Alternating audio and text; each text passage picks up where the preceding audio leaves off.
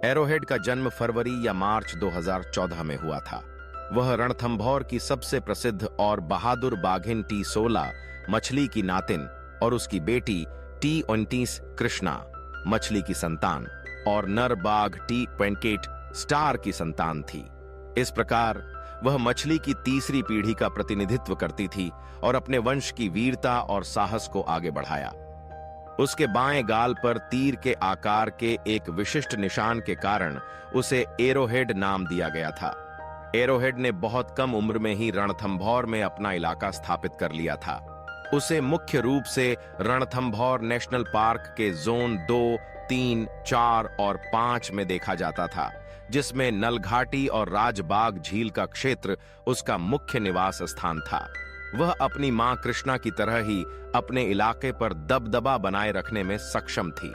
Arrowhead अपनी शिकार क्षमताओं के लिए विशेष रूप से प्रसिद्ध थी, खासकर मगरमच्छों का शिकार करने के लिए। आमतौर पर बाघ मगरमच्छों से दूरी बनाए रखते हैं, लेकिन एरोहेड ने कई बार मगरमच्छों पर हमला कर उन्हें मार गिराया, जिसने उसे पर्यटकों और वन्य जीव फोटोग्राफरों के बीच एक विशेष पहचान दिलाई। अपनी अंतिम अवस्था में गंभीर बीमारी से जूझने के बावजूद उसने अपनी मृत्यु से कुछ दिन पहले भी एक मगरमच्छ का शिकार किया था, जो उसकी अदम्य भावना और ताकत का प्रमाण है। एरोहेड एक शानदार मां थी और उसने रणथंभौर में बाघों की आबादी बढ़ाने में महत्वपूर्ण भूमिका निभाई। उसने अपने जीवन काल में 4 बार प्रसव किया और कुल 10 शावकों को जन्म दिया, जिनमें से कई ने रणथंभौर के जंगल में अपनी पहचान बनाई। पहला प्रसव 2018। उसने 2 शावकों को जन्म दिया, लेकिन दुर्भाग्यवश वे जीवित नहीं बचे। दूसरा प्रसव 2019। उसने 2 मादा शावकों को जन्म दिया, जिन्हें अब रणथंभौर में T124 रिद्धि और T125 सिद्धि के नाम से जाना जाता है। ये दोनों बहनें अपनी मां की विरासत को आगे बढ़ा रही हैं और रणथंभौर के पर्यटन का मुख्य आकर्षण बनी हुई हैं। रिद्धि ने बाद में अपनी मां से इलाके को लेकर संघर्ष भी किया, जो जंगल के प्राकृतिक नियमों का हिस्सा है। तीसरा प्रसव 2021। उसने 3 शावकों को जन्म दिया, लेकिन वे भी कुछ समय बाद गायब हो गए या मारे गए। चौथा प्रसव 2023। उसने फिर से 3 शावकों को जन्म दिया, जिनमें एक नर और 2 मादा शावक थे। इन्हें हाल ही में RBT 2507 कनकटी, RBT 2560 और RBT 2509 नंबर दिए गए थे।